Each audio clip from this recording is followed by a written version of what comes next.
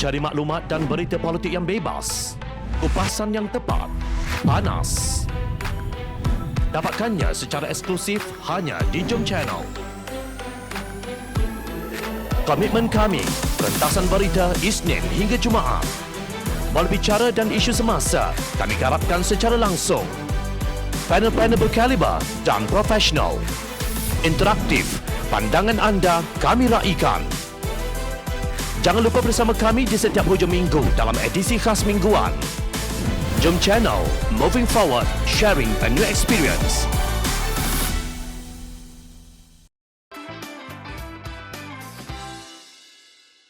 UMNO jatuh kerana tipu daya lawan. Kelakar, sehingga hari ini pimpinan UMNO masih menjaja naratif bahawa Barisan Nasional tumbang pada pilihan raya umum ke-14 lalu kerana fitnah dan tipu daya.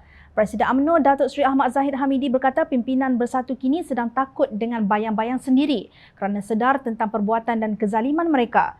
Berpakat bersama DAP dan Pakatan Harapan untuk memfitnah UMNO dan para pemimpinnya sejak 2016. Bergandingan bersama DAP dan Pakatan Harapan menumbangkan kerajaan Barisan Nasional pada pilihan raya umum ke-14 dengan tipu daya, kata Zahid dalam satu hantaran di Facebook. Zahid ingat semua rakyat di negara ini bodoh dan mudah tertipu dengan naratif UMNO difitnah pada pilihan raya umum ke-14. Baiklah, mari kita kembali kepada kes One Malaysia Development Berhad, 1MDB. Kerana skandal itulah yang dibangkitkan semasa kempen dalam pilihan raya umum ke-14 lalu. Dengar fakta ini baik-baik. Peguam Negara Amerika Jeff Sessions menyifatkan skandal rasuah berbilion dolar melibatkan dana negara 1MDB sebagai bentuk kleptokrasi paling teruk. DOJ pada Jun 2017 memfailkan beberapa saman untuk merampas lebih 1.7 bilion US dolar, kira-kira 7.06 bilion ringgit aset yang dipercayai dicuri dari 1MDB, sebuah dana berdaulat yang ditubuhkan oleh Perdana Menteri Malaysia ketika itu, Datuk Seri Najib Razak. Jeff Sessions berkata aset berkaitan 1MDB menyumbang hampir separuh daripada kira-kira 3.5 bilion US dolar. Jumlah keseluruhan hasil yang dirampas atau dihalang oleh DOJ yang dikaitkan dengan kesalahan pengubahan wang haram.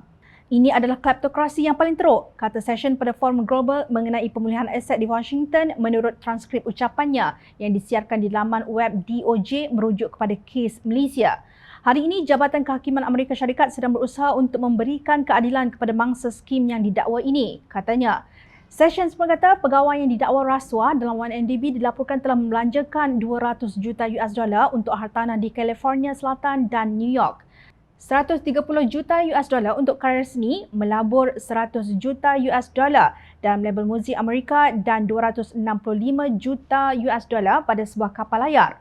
Secara keseluruhannya, pegawai 1MDB didakwa melakukan pengubahan wang haram lebih daripada 4.5 bilion US dolar dana melalui rangkaian kompleks transaksi legap dan syarikat cengkerang penipu dengan akaun bank di negara-negara dari Switzerland dan Singapura ke Luxembourg dan Amerika Syarikat, kata Sessions.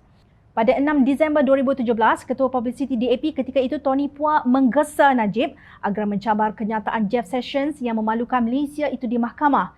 Seperti yang semua maklum, tiada apa-apa tindakan daripada Najib untuk membersihkan nama baik Malaysia berhubung dengan penghinaan Jeff Sessions yang didengar di seluruh dunia. Najib pada 28 Julai 2020 dijatuhi hukuman penjara sehingga 12 tahun dan denda 210 juta ringgit selepas didapati bersalah terhadap 7 tuduhan pecah amanah, menyalahgunakan kedudukan dan pengubahan wang haram dana 42 juta ringgit milik SRC International Sdn Bhd.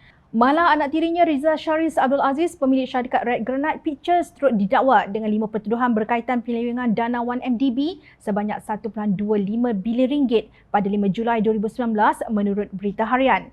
Timbalan Pendakwa Raya Datuk Seri Gopal Sri Ram yang mewakili pendakwaan berkata selepas beberapa representasi oleh Riza, Kerajaan Persekutuan bersetuju untuk melepas tanpa membebaskan tertuduh dan akan menerima sejumlah wang bernilai jutaan ringgit.